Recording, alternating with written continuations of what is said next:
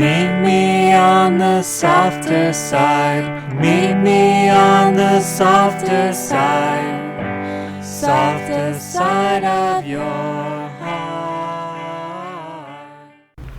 Hi there, and welcome to the Skylight Books author reading series. You can find out about this and all of our other author events at www.skylightbooks.com, where you can also browse our inventory as well as order books online. You can also follow us on Twitter or even be our friend at facebook.com. If you'd like to talk to a real person, we can be reached at 323-660-1175. And don't forget, Skylight Books depends on listeners like you to help support us. So whether you're in our neighborhood or browsing online, buy a book or two to help ensure that we'll be around for a long, long time. Thanks and enjoy. We're just really happy to be talking about this event. And to discuss the work is his brother. Sorry, his sister.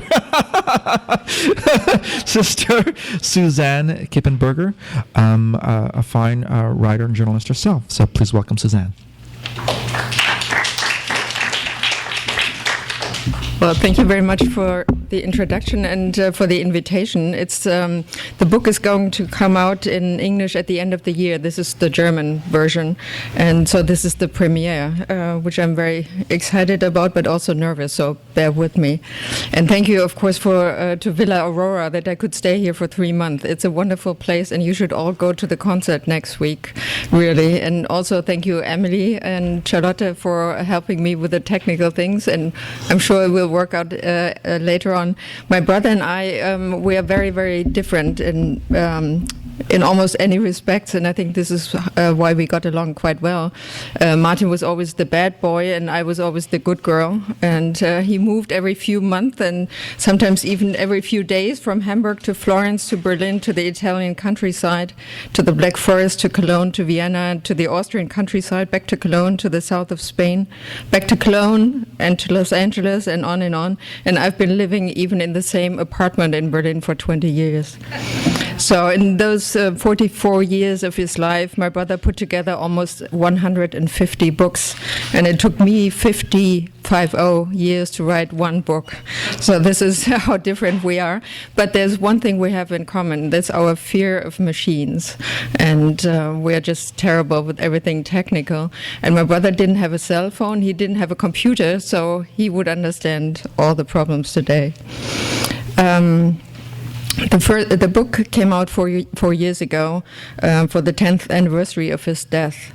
My brother died in 1997 at the age of 44 of liver cancer, hepatitis, and liver cirrhosis. You could say he died of his life, which is very, very intense life. Some people said that after a few hours with my brother, they needed to rest for several days because he was so intense. He died very quickly, within 6 weeks, so people were quite shocked because they didn't even know, most people didn't even know that he was ill. And they were shocked even more when they lived in Cologne and passed a bookstore named called Walter König. And I hope later on you will see the picture.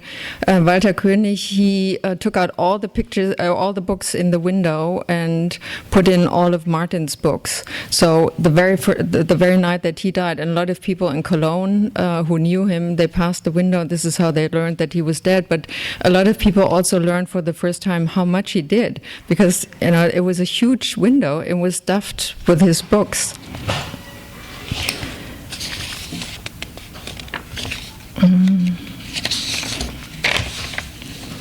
A lot of people thought, because my brother spent a lot of time in bars, that all he did was drinking, but it wasn't. The bookstore, since we're in a bookstore, I thought I would read a passage from the part about the Walter König bookstore, which was quite important for him. Martin called it his bar, even though no drinks were served there. It was in the heart of the city, just steps away from galleries, studios, paint stores, and cafes. The regulars gathered at the table in the middle of the narrow bookstore, packed with new books, catalogs from all over the world, and catalogs of the house press. Every morning, the Cologne artist crept around the table in a single file, a journalist wrote at the time. The König roundabout is an unofficial requirement for anyone who wants to stay up to date in Cologne. The important thing is who walks in front of you and who walks behind you. Martin said 10 minutes in the circle and I knew whatever I needed to know in Cologne. He came by every day on the way to or from the galleries, from the cafe, the paint store. He sent his students and assistants to browse and buy books there too. Circling around the table saved him lots of trips to museums. Nowhere else could you get more current information about what was happening in art. The bookstore itself was like a museum, showing not only pictures but also the artist's books. And Walter König, he also made books with Martin, a lot of them. Martin often came to the bookstore and just set up his desk, or he sat at the desk and made it his home office. And then they started to think up some ideas, and sometimes within an afternoon they had an idea for a new book and they made it, and there it was. Martin didn't sleep much. He was up for what feels like 20 hours, and most of these 20 hours were spent in public spaces, bars, restaurants, galleries, or the bookstore. He needed company because this was one of the things he was afraid of, and I think it was the only thing he was afraid of, to be alone. He was a master of organizing his life so that he would never have to be alone. He developed little strategies, would call up his gallerist, Gisela Kapitän, at 5 in the morning to ask what she was doing. 8 a.m. would find him in front of Eleni Koroneus, another gallerist's door, in search of beer and coddling. He promised Sabine Gresslin, one of his collectors, pictures in 25% increments if she wouldn't go home to bed, a quarter of a picture for each hour she stayed. And she collected quite a nice collection this way, by just keeping him company. He once rang up Günther Lorenz, a manager at BMW, at 4 a.m. in his Amsterdam hotel room after everyone else had gone to bed and requested artist coddling. Lorenz had to go to Martin's hotel and keep him company at the bar until dawn. There's one musician friend and his wife, a gallerist. They lived in Frankfurt, and when Martin moved to Frankfurt, they were the only ones he knew. So he stayed with them all the time. He came to pick them up for lunch, and then he returned in the evening. And at one point, they just turned off the lights and hid on the couch. They just lay down because he said they couldn't take it any longer. Oh, a cat. Martin was hyper, his New York gallerist Janelle Reading said. Hyperactive, hyper-intelligent, hypersensitive. Just as he could never not work and never not communicate, he could never not perceive. There was no off switch. He was always at a boil. Even when he finally did go to sleep, he didn't get any rest. I'm so tired in the morning, he said in an interview, because I dream so much.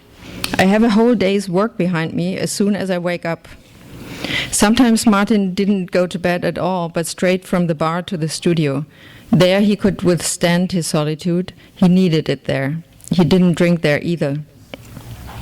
After his death, something strange happened. Until then, he had been the bad boy of the art world and hated by many, and all of a sudden he became a star and everybody's darling, and sometimes even those people who had hated him, all of a sudden they loved him. And he had been known and well respected among younger artists and art students, and also had a lot of gallerists and very loyal collectors. Most of them were friends of his. But the official art world, they didn't, a lot of them didn't like them, the curators and the critics. So he didn't have any museum shows in Germany between 1985 and 1997, just before he died. But he did have big shows in Paris, for example, Centre Pompidou, and in San Francisco at the Museum of Modern Art. I think a lot of the museum directors and curators, they were afraid of him, and some were even terrified, and they were afraid of doing a show with him because they thought he would take over, which he would have. And some of them also didn't take him serious because he was funny, and funny in Germany in art, at least at the time in the 80s and early 90s, was not something to be considered to be serious. And then once he was dead, there were a lot of shows and a documentary and CDs and books and many articles.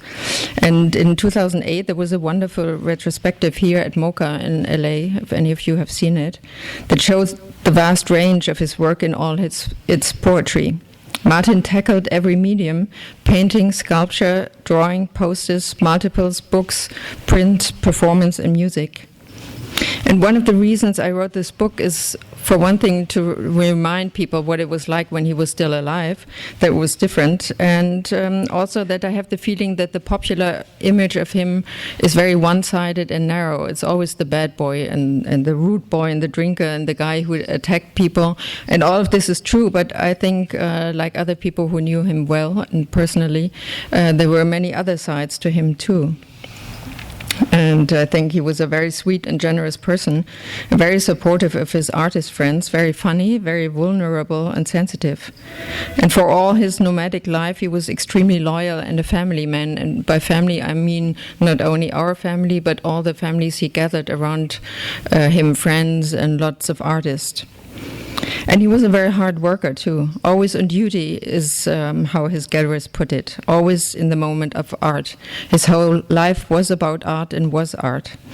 He never went on vacation, and there were never any after hours.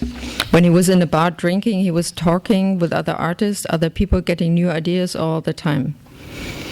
We come from a big family. We were 5 kids, 4 girls, and Martin the only boy right in the middle. I'm the youngest, 4 years younger than him.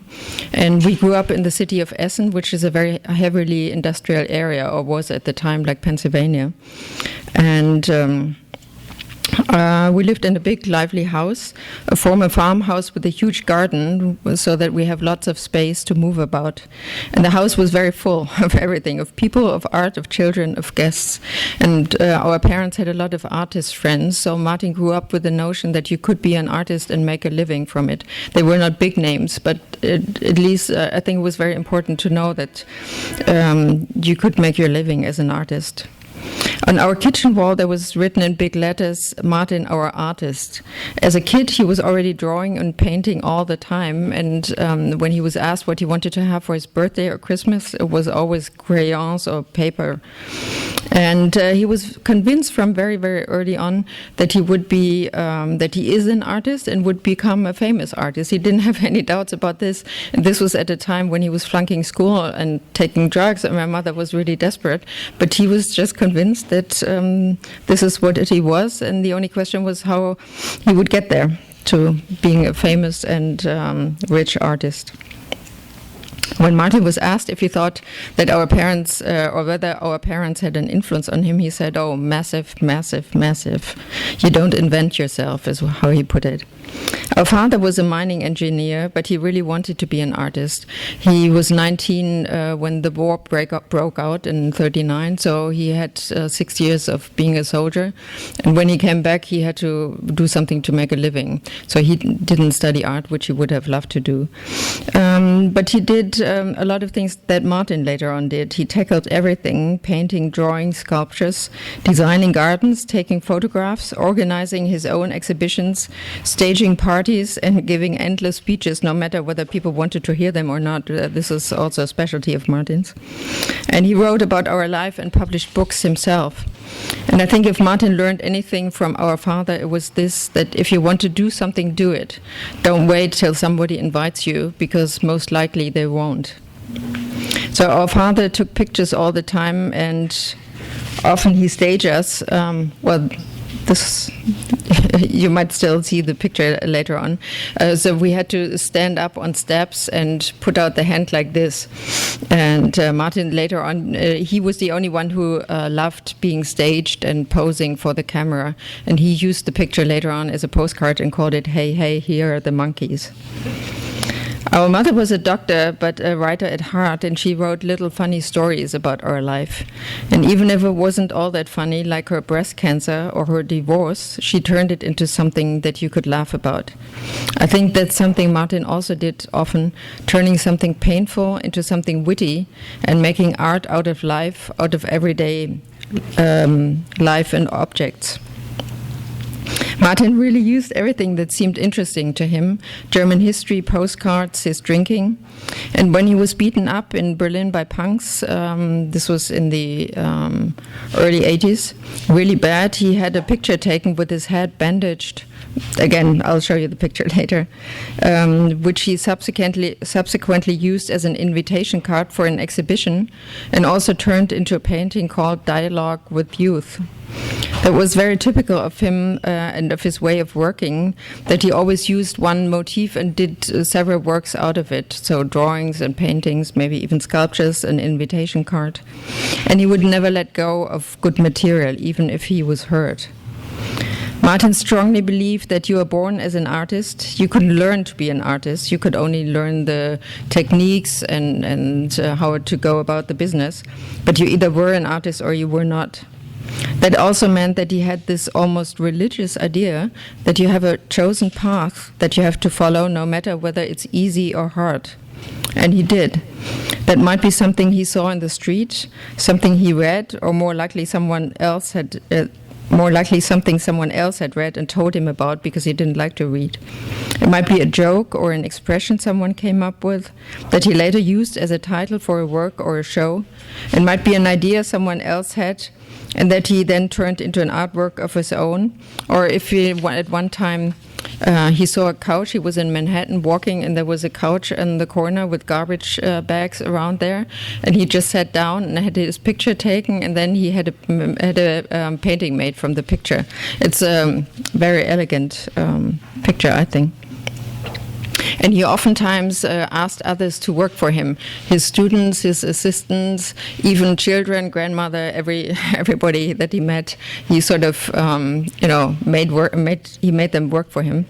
And he was very different from Jeff Koons. I visited Jeff Koons because they also did a project together and they were friends, or sort of friends.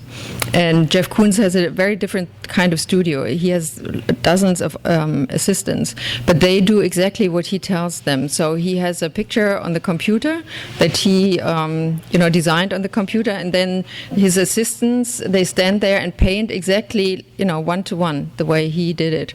Or he has some sculpture and they polish the sculpture. And the way Martin did it was, for example, with one friend of his who did a lot of sculptures for him, they talked about an idea, and then Uli Schroth-Johann, that's his name, he went out and got stuff and just built it the way he thought was the right way.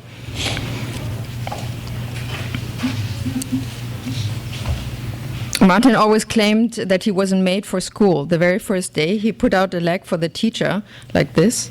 He thought it was funny, she didn't. This was probably one of the first of many cases in his life that he was told, Martin, ab in die Ecke und schäm dich, which is the name of a sculpture. Martin, go to the corner and be ashamed of yourself. Actually, school was a disaster. He was dyslexic, often ill, and what nowadays would be called hyperactive.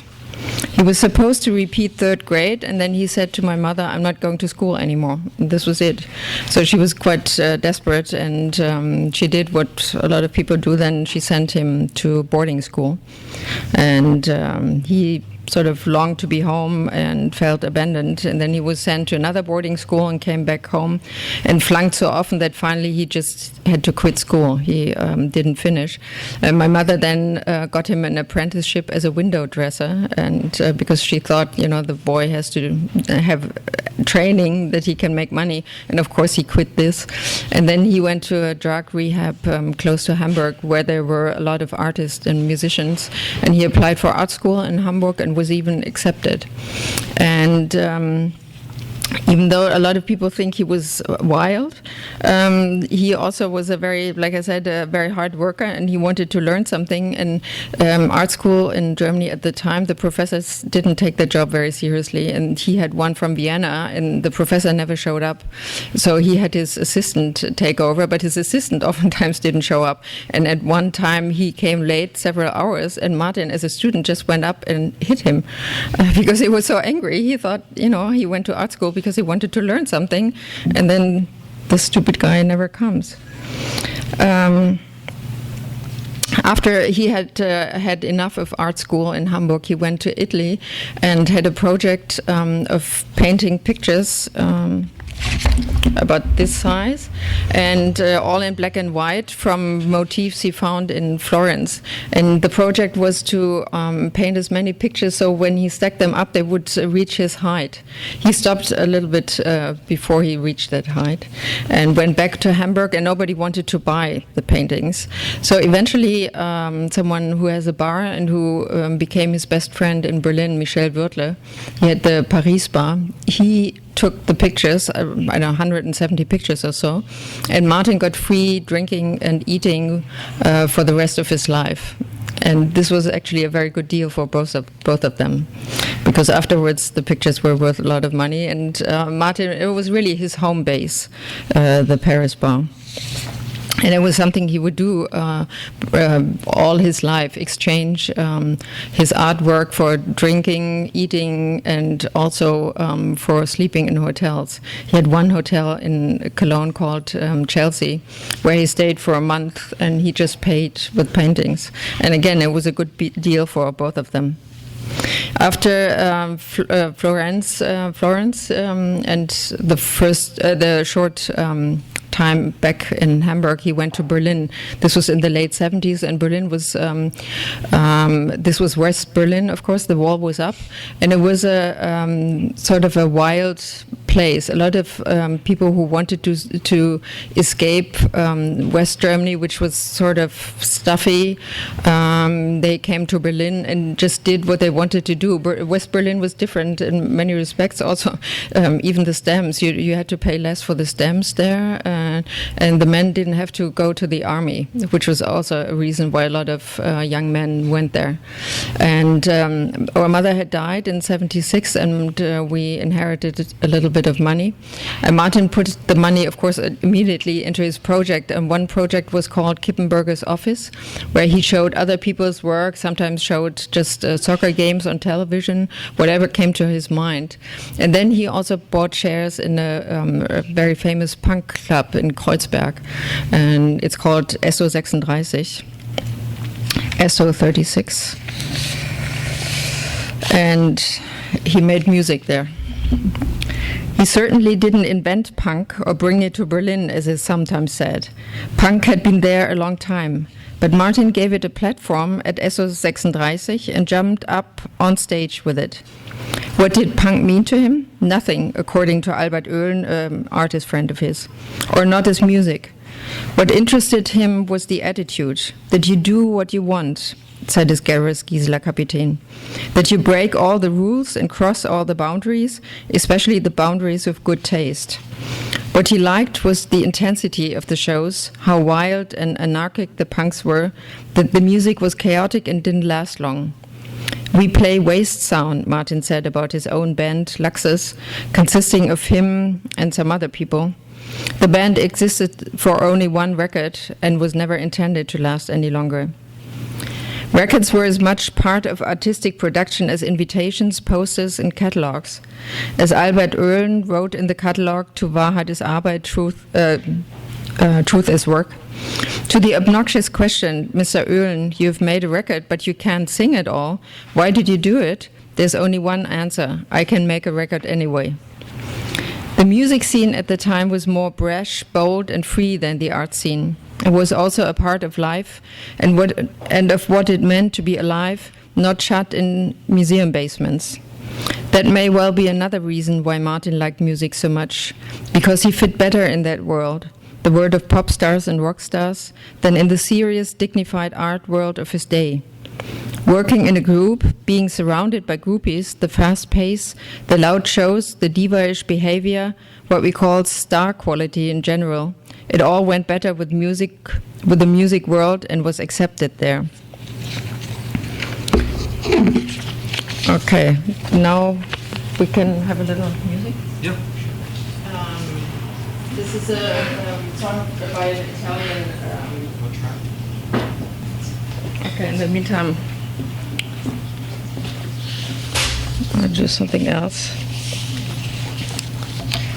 As I said, Martin wanted to do everything, so of course he also wanted to do literature. And suddenly he was gone. In 1980, without knowing a word of French, he left for Paris to become a writer, he said. He did everything an aspiring writer along the Seine is supposed to do, found himself a garret room in an old Marais hotel and a café to sit in, like Hemingway and Fitzgerald. Now all he had to do was to write. It didn't work out at all, Martin said 15 years later. 4 or 5 good poems came out, and that was it.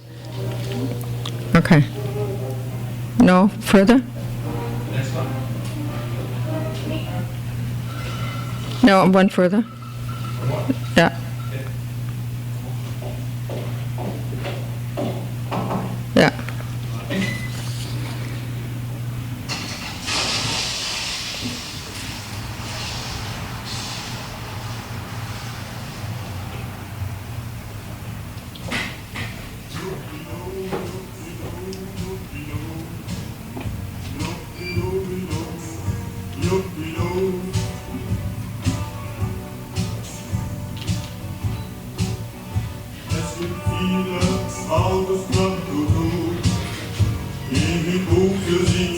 Das tut mir so gut.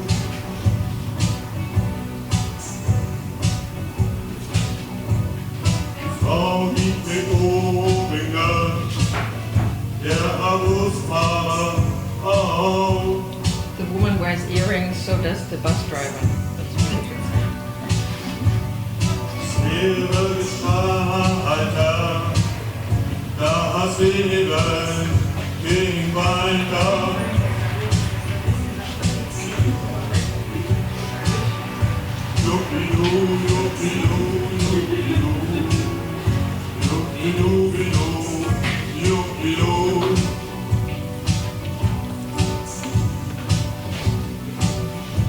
Große Wohnung, nie zu Hause. Big apartment never at Eine home. Wohnung, die verwinke.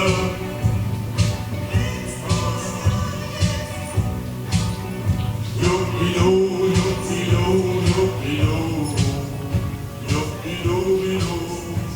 juppilo. So on, we can play more later on.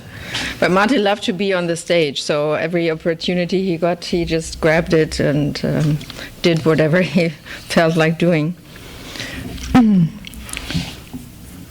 So he was in Paris trying to be a writer. There was no way it could have worked out.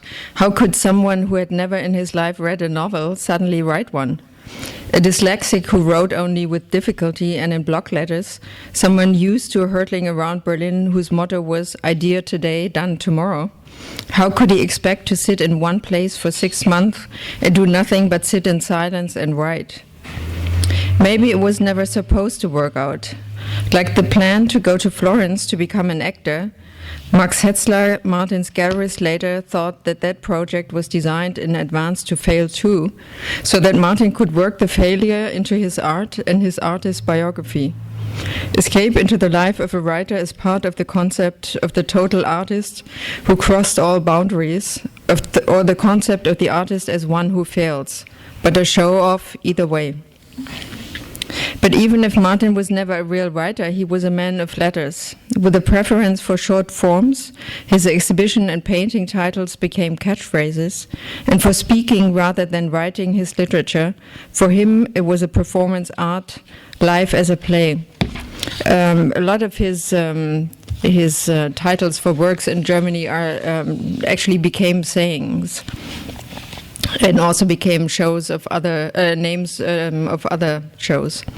Talking is what he most loved to do, as he had already said in the late 70s in Berlin. Better than painting, goes faster. For Martin, art was always communication, a way to convey himself, and so conversation, or the monologue it often mutated into, talking, telling jokes, and telling stories were the literary forms that were the literary forms that suited him best, the most immediate and most spontaneous mode of communication. So he would often stand up in places, at openings, in restaurants, at parties, and would tell jokes. And he loved catchphrases, but what he did with the jokes was the opposite. So he told a joke that normally would have lasted maybe 2 minutes, and he told it in half an hour or an hour, and really tortured people. And if people, he wanted to see whether they, would take it, and if they got upset or something, then he would say, "I'll start from the beginning," and he did. So at one point he also said, "I could stop painting, but I could never stop talking."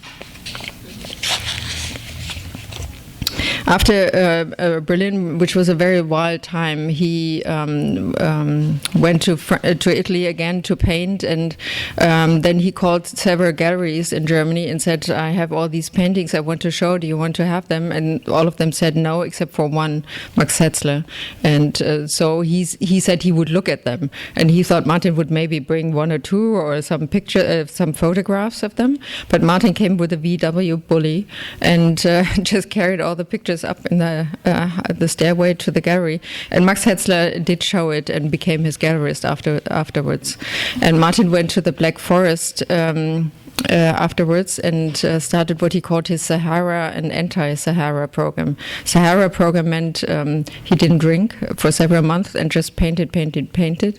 And anti-Sahara was Christmas or New Year's, when he started drinking again. And then he had a show together. And he stayed in the Black Forest with a family called Kreslin. And they were very, very loyal collectors, and his most important family, really. He then, he kept moving around. Eventually, also got to Los Angeles, which was not such a good idea, really, because he didn't have a driver's license, and he was stuck in Venice, and the city just didn't suit him at all, because he always loved to communicate directly and to go to a place and know their artists and talk to them. But here you have to make appointments a week or 2 weeks in advance, and then you have to drive there for 2 hours, and you have to find someone to drive you. So it was not a happy time. But this pattern of his life of always moving, he once did a catalog, and he called it Heimweh Highway, Homesickness Highway. And I think that really sums up his whole life, longing to belong, to have a home, yet at the same time running away from the very idea in order to be free of obligations, duties, and constraints. His desire to find a resting place was at odds with his enormous curiosity with which he threw himself at anything new. He was torn between having to be alone in order to paint and to draw, and not being able to be alone. A desire for being recognized for what he had done, yet not wanting to become public property. That was his lifelong struggle, really. In her foreword to the catalog Heimweh Highway, Jutta Köter describes Martin as an artist who stays in one place and lives out his vision of that place for a limited time before he's off again. Wherever he went, to someone's house or to a city, he tried to take possession of it, shape it, leave traces. Someone called it the Kippenbergerization of the world. After he came back from Los Angeles, he went to Frankfurt to teach.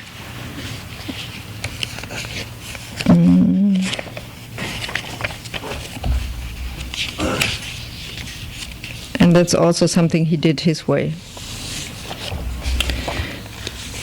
Like I said before, Martin was firmly convinced that you were born an artist or you weren't. You could learn techniques, but that wasn't art. Everything else has to emerge from life. And so that was what he told his students: get a life. Another recommendation, they should make catalogs, whether they had an exhibition or not. A catalog expands your audience and gives an artist a voice outside of critics and criticism. Trade your pictures for food for a catalog. That was also something that was very important for Martin, all these books to sort of spread out, because the critics at the time, they just didn't write about him. And the few who did mostly wrote very critically. And he had a few critic friends like Dietrich Dietrichsen and Martin Prinzhorn. They wrote texts in the catalogs, but they were not art critics. Dietrichsen came from the music world, and Martin Prinzhorn was a philosopher. As a teacher, he was free to do what he so liked to do: talk, lecture, make demands, order people around, say what he thought, show off. One of my most noticeable characteristics is simply that I show off, Martin once said. And then if you put professor in front of your name, that is level 3 show-offery. Works well on taxi drivers. It was also an opportunity for Martin to meet pretty young female students and to gather a new clan for himself. But it was impossible in the long run to become a teacher for life, a public official. That was not his goal. A little of everything, but all of it intensely, was his life motto. So he threw himself into his duties. Teaching became another mode of being an artist, which he wanted to plumb the depth of in all its forms. The school turned into the stage for his performances, with the students as his co-stars and audience. He only did it for 1 year. If the students had decided to go to school, Martin was going to make sure it felt like it. Laziness was not tolerated. There were massive homework assignments. The students had to prove themselves with classic exercises, like a drawing of their own hand, an abstract oil painting, and a painted still life of spaghetti bolognese. They had to take photographs, write poems, make a record, produce a multiple, keep a journal, make a poster, and finally produce one Kippenberger.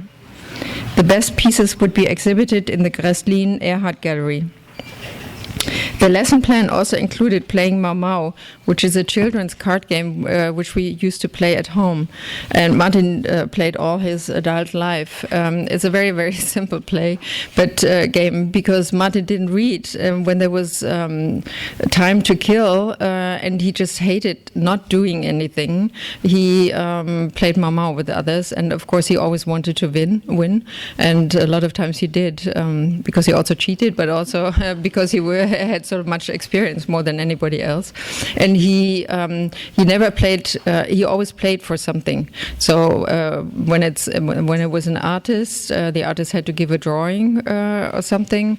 If it was someone who was a rich guy, like Familie Gräslin, he took his students to the family in the Black Forest.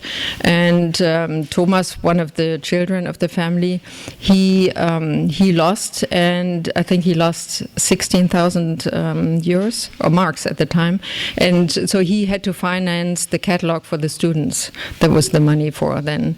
But one student he lost, and he had to paint a studio or something for a whole week. But then Martin never let people go. If he had won, he had won. And after all this odyssey, he finally ended up in Austria. A year before he died, he got married to Elfie Seemutan, the photographer, an Austrian photographer who did this picture. And she was a widow. Her first husband was an artist, and he had died not very long before. And she wasn't eager to get married at all, but Martin wanted to. And she later said that she thinks he wanted to have a party. It was a 3-day party, and he wanted to have a honeymoon. And as much as he always went to Italy, he had never been to Venice. He always said, I only go to Venice if I'm invited to the Venice Biennale, and he was only invited after he was dead, or on a honeymoon. So he went on the honeymoon, and of course he lived in Venice, California, but there was something different. And so what he did is then everybody, very typical of Martin, I think, what everybody would have avoided to do. He went to St. Marco place, and where all the tourists are. So all the good people, they don't go there. And then he bought some seeds and put them on his shoulder. So all the pigeons came, and this was one of the pictures that came out, which I love a lot. And of course, from the pictures, he made drawings and paintings and a invitation card again. And the other thing they did was, this was February, and the Biennale was closed. Also, there was no Biennale that year. And they climbed across the fence, and Martin had his picture taken in front of the German pavilion, and he made a poster of it, and it said Venice Biennale 1996, and there was no Venice Biennale in 1996. So he sort of put it to people's face, you don't invite me there, but he had his fun also, and another poster. And I think, I don't know how many posters he did, as many as books, 150 or something. And he wanted to do a poster for every show. And if there wasn't enough money to do a poster at the show, he sometimes did it a year afterwards. He just wanted to have the poster also as proof.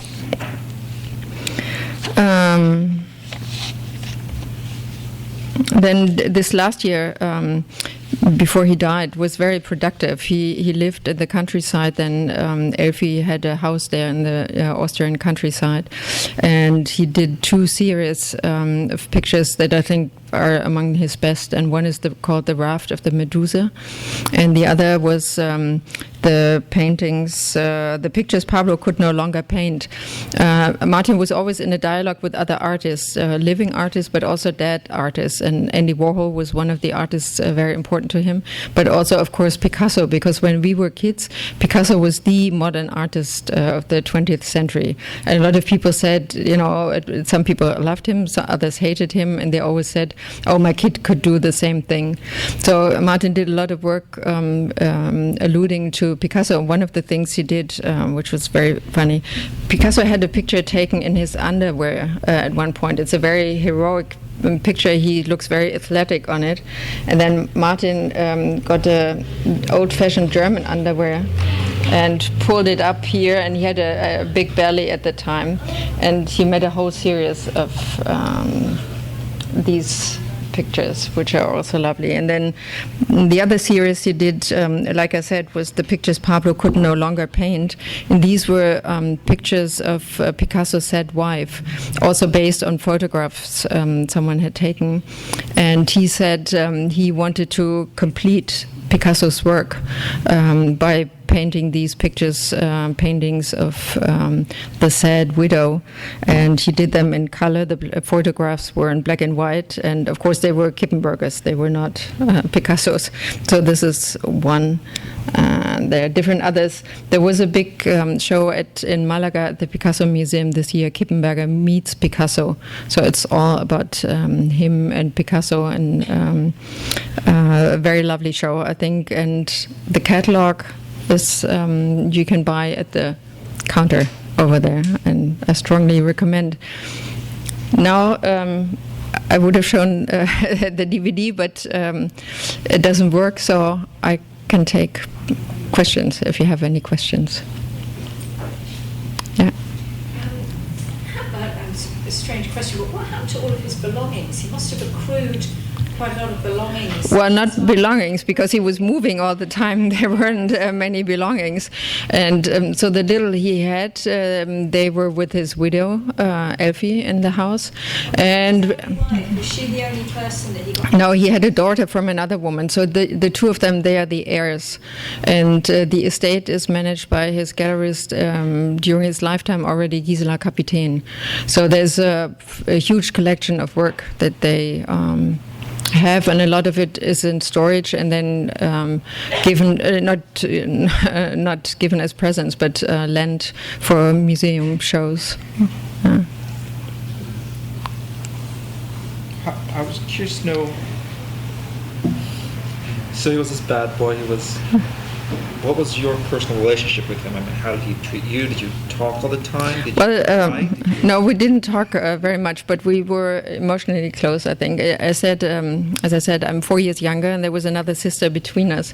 And so he was my big brother, and he defended me when I needed defense against my sister in between. And I think this sort of set our relationship. And Martin was even though, of course, he was fighting or struggling with the family, he was also very much a family man, and he always wanted us to come to the opening. So I did go to a lot, and he was quite disappointed if we didn't show up. And I visited him in a lot of places where he stayed. His best friend, who had this bar, Paris bar, he was married to a Greek woman, and they had a house on a Greek island, and Martin always went there to work in quiet. So I visited him there, or at one time he went with Albert Oehlen, the artist friend who was most important to him. They went to the south of Spain, and I visited him there. But I was lucky also, his last assistant, who was also younger than him, he said he had puppy protection, and I think I had the same thing, because he made everybody else stay up late, and he could also be a little bit nasty to other people, and we were protected as puppies. so my memories, I know that he's a very complex person, and I think and hope it comes across in the book, but still my personal perspective is a loving one. Yeah. You said that he feared being lonely. Was this something that he explored in his art specifically? Well, he did a lot of self-portraits, and I think a lot of them, you can feel this. And one picture he did, for example, was of him with a plate in front of his chest. Please don't send home. And the last series that I talked about, the raft of the Medusa. This is from a painting by Géricault. It's a 19th century, very big painting, and he had Elfie, his wife, take pictures of him in the different poses of people on this raft, and they were dying or were already dead, and he painted himself like this. And I think that's those are very lonely pictures. But astonishingly, during this last year, after he had got married, and he stayed most of the time in the countryside in Austria, and this was in a remote house, he could stay there by himself. I mean, not very long. And of course, he also had a bar and restaurant there where he always went to, and where he set up office. He had cards that said his name and the name of the hotel, 12:30 to 1:30. He could be reached there. One of the things that I found very touching when I researched the book is that a lot of the people who had restaurants and bars, even in the countryside, they really loved him a lot, and they did everything for him, and he demanded a lot. So, but it was very sweet, and this guy was one of them. Okay. I was with my daughter in Paris for the deadline exhibit at Christmas time. It was, I guess, December 2009, and received this exhibit. And it was so moving because these were all artists who were aware that they were dying and showed the art that they were doing at that time. How did you think he reconciled himself to his early death? Well, interestingly, he said to someone about a question. I think some people didn't hear. How did he resolve himself to his early death? Yeah. He said to someone about a year before he died, "I've done everything I wanted to do." And so also with respect to art, but I think also with life, this didn't mean that he wanted to die. I mean, he also talked about, being an old man, sitting in a cafe in Italy and, just relaxing, which he never did. He never relaxed.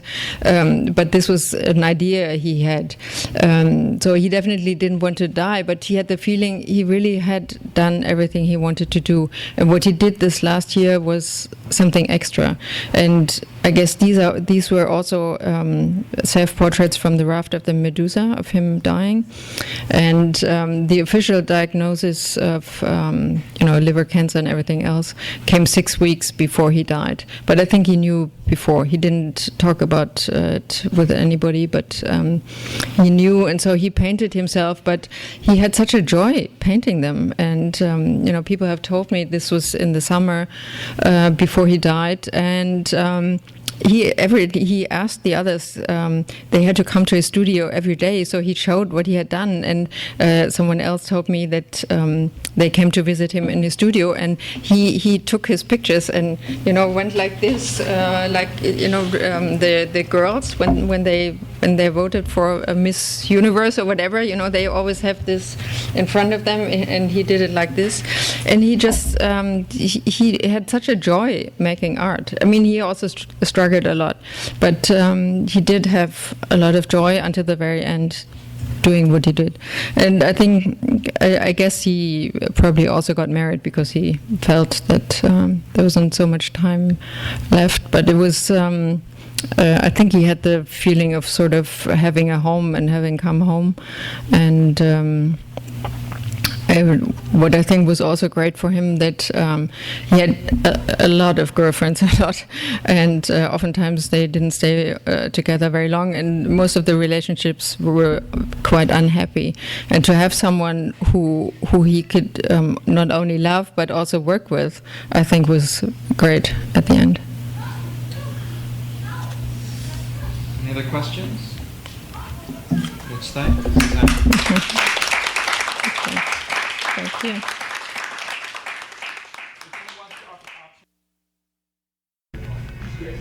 You have been listening to the Skylight Books author reading series.